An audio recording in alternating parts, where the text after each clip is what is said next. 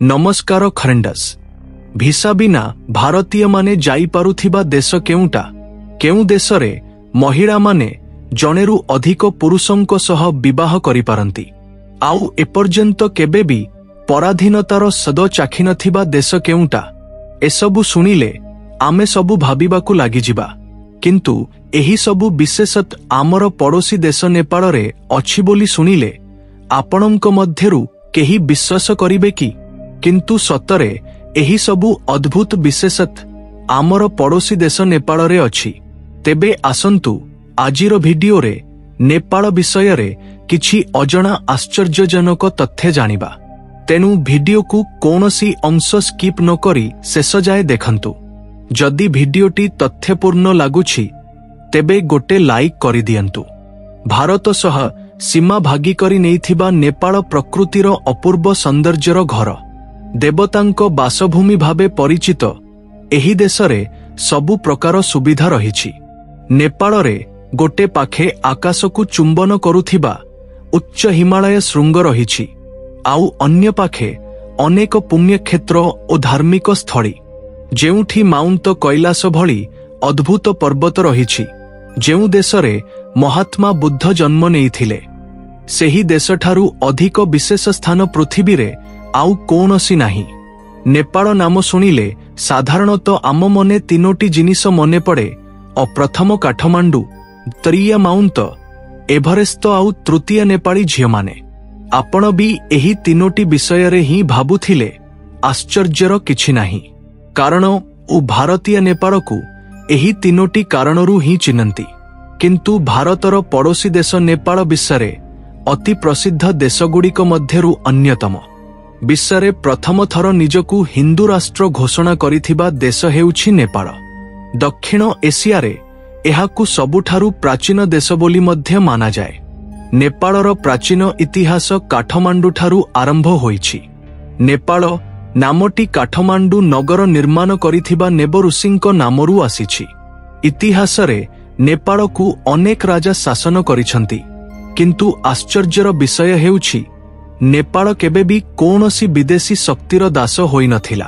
तेनु एठारे स्वाधीनता दिवस पालन करा जाए नाही। 3 कोटी जनसंख्या थिबा एही छोट देशरे रु अधिक भाषा कुहा जाए एहा निश्चय एक आश्चर्य। आपण निश्चय नेपालर राजधानी काठमांडू विषय रे सुनिथिबे। एही नगर विश्वर अति विशिष्ट नगर गुड़िक मध्यरु अन्यतम। वर्षरु अधिक इतिहास थिबा एही नगर अनेक प्राचीन मंदिरर जन्मस्थान। भिडियो आरंभ रे आमे कहिथिलु जे माउंट एभरेस्ट कारणरू नेपाल विशेष परिचय पाइछि। विश्वर सबुठारु उच्चटी पर्वत मध्यरुटी नेपाल रे अछि। ट्रेकिंग करिबाकु चाहुथिले नेपाल ही सर्वोत्तम स्थान। आडभेंचरर प्रकृत आनंद नेबाकु चाहुथिले नेपाल ठारु भल जागा आउ नाही। आपणंकु जदि आडभेंचर भल लागे तेबे कमेंट करी कुहंतु। जल भंडार रे नेपाल विश्वरे 3 स्थान रे अछि। जदि सेमाने एही जल को ठीक भावे व्यवहार करंती तेबे हाइड्रोपार रे सुपर पार होई पारिबो। किंतु दुखर विषय हेउछि एठाकार लोके दिनकु मात्र घंटा विद्युत पांती।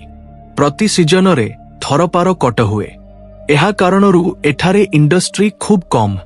नेपाल विश्वर अति गरीब देशगुड़िक मध्यरु अन्यतम।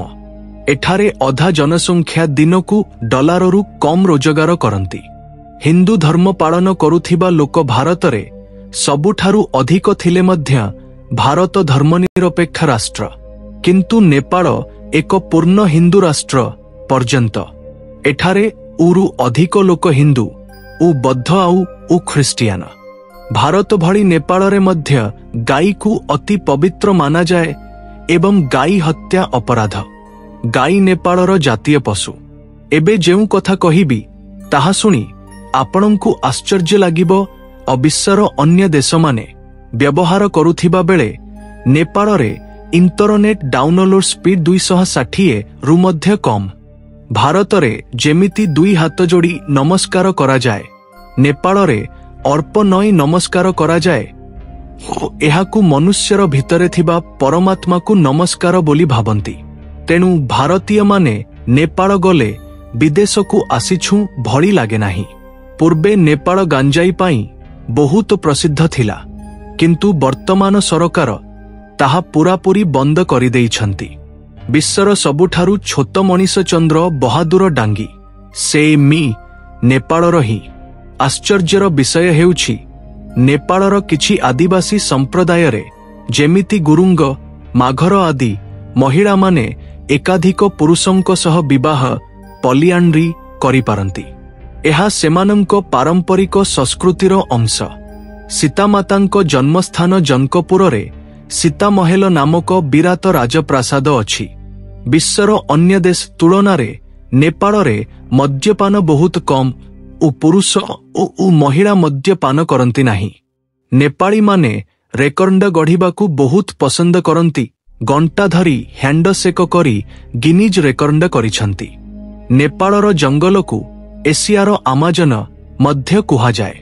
ଏଠାରେ ଶହ ଶହ ପ୍ରଜାତିର ପତଙ୍ଗ ଓ ରେଡ୍ ପାଣ୍ଡା, ହିମାଳୟନ ଭାଲୁ ଆଦି ଦେଖିବାକୁ ମିଳେ।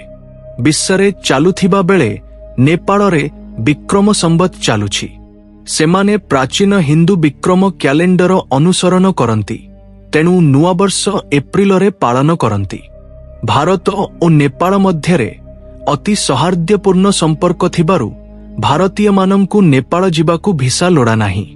ଭାରତୀୟ ସେନା ନେପାଳୀ ଯୁବକମାନଙ୍କୁ ତାଲିମ ଦେଇ ଗୋର୍ଖା ରେଜିମେଣ୍ଟରେ ନିଯୁକ୍ତି ଦେଇଥାଏ। ତେବେ ଆଜି ଆମର ପଡ଼ୋଶୀ ଦେଶ ନେପାଳ ବିଷୟରେ ଏତିକି ଅଜଣା ତଥ୍ୟ ଜାଣିଲେ।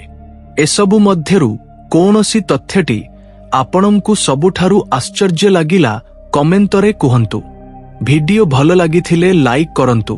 ଏହିପରି ଆଉ ଅନେକ ଭିଡିଓ ଦେଖିବାକୁ ଚ୍ୟାନେଲକୁ ସବସ୍କ୍ରାଇବ କରି ପାଖରେ ଥିବା ବେଲ୍ ଆଇକନ୍ ଦବାଇ ଦିଅନ୍ତୁ।